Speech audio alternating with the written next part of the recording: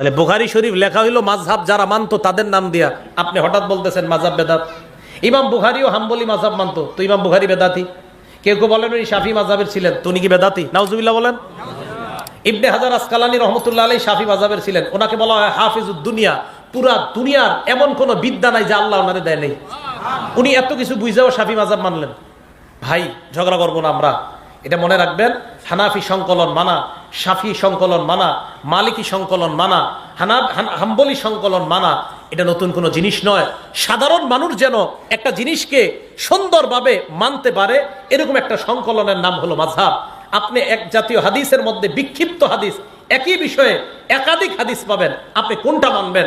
মাযহাব আপনাকে বলে দিবে তুমি এমন একটা পদ্ধতি অবলম্বন করো যেই পদ্ধতি অবলম্বন করলে নবীজির হাদিস আর আল্লাহর কোরআনের সমন্বয়ে আমল হয়ে যায়, এটার নাম মাযহাব। ও এই জায়গায় যদি কোনো আলে হাদিস ভাই থেকে থাকেন, আপনাদেরকে একটা কথাও কষ্ট থেকে বলি নাই, কষ্ট দেওয়ার কোনো নিয়ত নাই। আমি বলছি কি, আপনারা ঝগড়া করেন না। মাযহাবী ভাই যারা আছি, লামাযহাবী যারা, কেউ কারোর সাথে ঝগড়া করেন না। দেখেন এই মুস্তাহাব জিনিসগুলা নিয়ে আমাদের মাঝে ঝগড়া হইতেছে।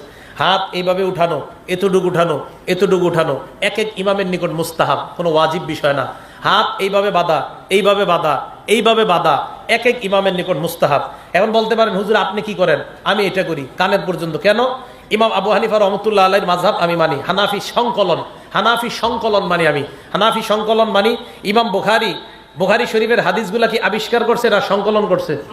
তাহলে ইমাম বুখারীর সংকলন, চলে আসা জিনিস সংকলন। ইমাম মুসলিম চলে আসা জিনিস সংকলন করছেন। ইমাম নাসাই চলে আসা জিনিস সংকলন করছেন।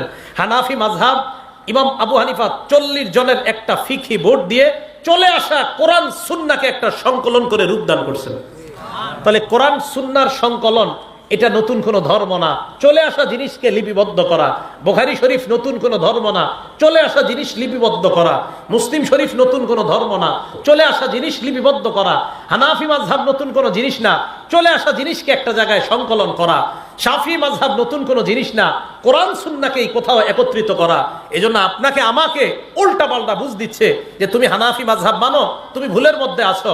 এখন থেকে আপনি জবাব দিবেন হানাফি মাযহাব মানি, আপনি জবাব দিবেন হানাফি মাযহাব মানি হলো কোরআন সুন্নাহর সমষ্টিগত একটা সংকলন, এই সংকলনের নাম হানাফি সংকলন, আমি এটা মানি।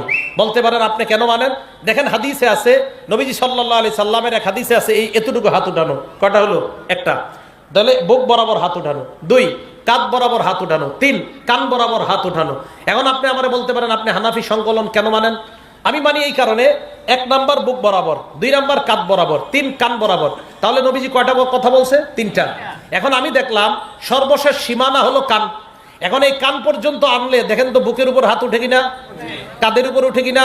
তাহলে কান পর্যন্ত আমল করলে নবীর 3 হাদিসের উপর আমল হয়ে যায়। এখানে 1 হাদিস আমল হয়, 2 হাদিস বাদ যায়। কাঁধ বরাবর 2 হাদিসের উপর আমল হয়, 1 হাদিস বাদ যায়। কান বরাবর 3 হাদিসের উপর আমল হয়ে যায়। এটাকেই হানাফি সংকলন বলা হয়।